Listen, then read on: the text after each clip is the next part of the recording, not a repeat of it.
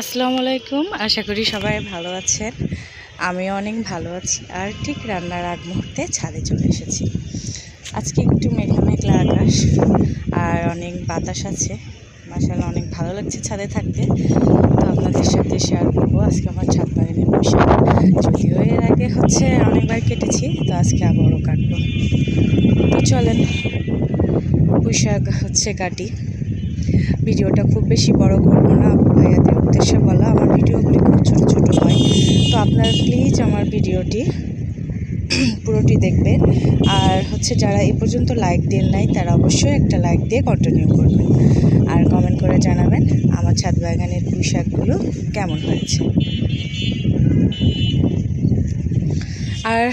আর একটা কথা, কালকে আমি অনেক ব্যস্ত ছিলাম, ভিডিও আপলোড করতে পারিনি।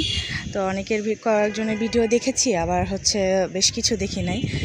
তো আপুরা কিছু মনে করবেন না, আজকে আবার দেখে নিব সময় সুযোগ বুঝে। আসলে সবাই তো বুঝেন যে আমরা যারা হাউস ওয়াইফ তাদের হাজারো ব্যস্ততা থাকে, সংসার সামলিয়ে তারপরে ইউটিউবে কাজ করতে হয়, তাছাড়া হয় না। তারপরেও কিন্তু কথা শুনতে হয়, এই কি করে সারাদিন ফোন নিয়ে বসে থাকে, এইটা সেটা হাজারো। আর আমার একটা এক্সট্রা কাজ আছে, সেটা হলো গাছ। তো সব মিলিয়ে দেখা যায় যে একটু ব্যস্তই থাকা হয়, তো এর জন্য দেখতে পারিনি। তো চলেন পুঁইশাক কাটি।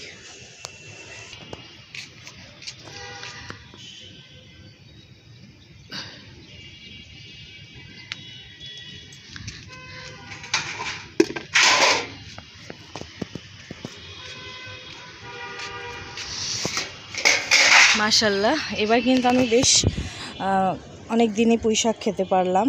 গত বছর খেয়েছিলাম, খুব অল্প সামান্য পরিমাণে হয়েছিল, আর একটু মোটা হয়েছিল, আর বেশিরভাগই চিকন হয়েছিল। তো আলহামদুলিল্লাহ এবার কিন্তু অনেক ভালো পুঁইশাক হয়েছে। প্লিজ সবাই আমার ভিডিওটি পুরোটা দেখবেন, আবারও বলছি, কারণ আমি সবার বড় বড় ভিডিওগুলি দেখি, আর আমার ভিডিওগুলি সাধারণত খুব বেশি বড় হয় না, ছোট ছোটই থাকে। তো আপনাদেরকে রিকোয়েস্ট করব যেন আপনারা পুরো ভিডিওটি আমার দেখেন। আর আমি কিভাবে দেখি আপনাদের সাথে সেটাও শেয়ার করি। এই যে আমি কাজ করি, কিন্তু সারাদিনই কাজ করি, যখন ফ্রি থাকি তখন দেখি, আর না হলে লাইক কমেন্ট করে চালু করে রেখে দিই। এতে কি হয়, আমি আমার প্রয়োজন মতো কাজ করতে পারি। যতক্ষণ সময় লাগে কাজ করতে ততক্ষণ করি, মাঝে ফাঁকে এসে অন্য ভিডিও আবার চালু করি। এতে অনেক আগেই কিন্তু ভিডিও ফুল ওয়াচ হয়ে বসে থাকে, মোবাইল ফোন বন্ধ হয়ে বসে থাকে। তো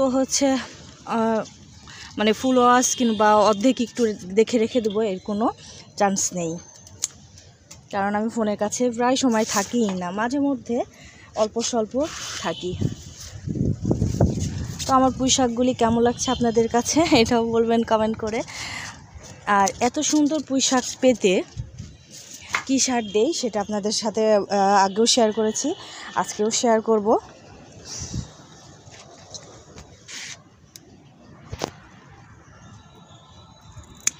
গোড়ার দিকের পুঁইশাকগুলি ভালো হয় না আসলে, কেমন যেন। এই যে দেখেন, এটা চিকন, এটা গোড়ার দিকে।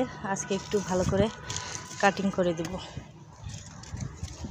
একটা গাছ উঠেই ফেলবো না, কি করবো বুঝি না। তো এই যে এত সুন্দর সুন্দর এত মোটা মোটা টবের গাছে পুঁইশাক হচ্ছে, সেটার একটা মেন সার আছে। মূলত পুঁইশাকে নাইট্রোজেন সার বেশি লাগে, আর এই সারটা আর সোর্স কোনটা সেটাও বলি, কোন সার দিলে এত সুন্দর সুন্দর পুঁইশাক হয়। আমরা যারা কবুতর মুরগি পালি, সেটার কি বাংলা কথাই বলি, মানে কেউ কিছু মনে করেন না। এই যে গুটা, সেটা শুকিয়ে মাটির সাথে মিলিয়ে যদি আমরা গাছে ইউজ করি, তাহলে কিন্তু গাছ পর্যাপ্ত পুষ্টি গ্রহণ করতে পারে ওইখান থেকেই। পুঁইশাকের ক্ষেত্রে বিশেষ করে অনেক ভালো হয়। তবে অন্যান্য গাছের ক্ষেত্রে, যেমন লাউ গাছ, প্রথম দিকে অনেক মোটা মোটা ডোকা হয়ে উঠে যাবে, তারপরে অন্য কোনো সার না প্রয়োগ করলে, যত্ন না নিলে কিন্তু আর ফলন পাবেন না, ফলন হবে না। তো আপনারা পুঁইশাকের ক্ষেত্রে একটা মাত্র সার ইউজ করলেই হবে। আর অন্য সবজি তো আপনারা ব্যবহার করতে পারেন, ওই যে বললাম অন্য সার ব্যবহার করতে হবে, তাহলে কিন্তু ভালো হবে। আগে দেখে নেই কতটুকু হয়েছে, অনেকটাই হয়ে গেছে। এই যে তো আর খুব বেশি নিব না, অল্প একটু নিব, পাতা টাতা নিব, আর দু একটা হয়তো বা ডোকা নিব। তো এই পর্যন্ত যারা আমার ভিডিওটি কন্টিনিউ করেছেন তাদেরকে অসংখ্য অসংখ্য ধন্যবাদ। আর পাশে থাকবেন, পাশে থাকলে কিন্তু আমাকেও পাশে পাবেন।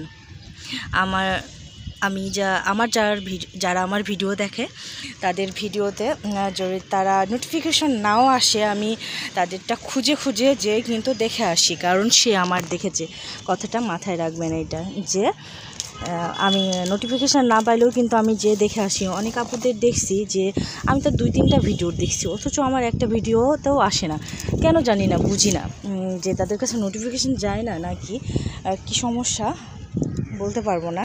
তবে তারা সহজে আসে না। আবার দেখি আমার কমেন্টে লাভ রিপ্লাই করে, কিন্তু আসে না। তো আমার কাছে তখন না অনেক খারাপ লাগে যে কেন আসে না, আমি বুঝি না, নোটিফিকেশান পাই না না কি। তো এই যে দেখেন এখানকার পুঁইশাকগুলি কিন্তু অনেক সুন্দর, তবে এখানে গেলে ছোট ছোট হয়ে আছে, আজকে কাটবো না। আর এখানে কি সুন্দর চাল কুমড়া ঝুলছে, এই যে পলিথিন বেঁধে দিয়েছি, এটা কিন্তু একদম ফ্রেশ, আর এটাতে পোকায় দেবে দিয়েছে। এই যে এই ডোকাগুলি ছোট ছোট আছে, তো আজকে আর কাটবো না, 2-3 দিন পরে, 3-4 দিন পরে আবার কাটবো। তো আজকে ভিডিওটা যথেষ্ট বড় হয়েছে, আর বড় করব না, কারণ হচ্ছে সবাই দেখবে না। তো আসসালামু আলাইকুম। ওই যে লাউ ঝুলছে।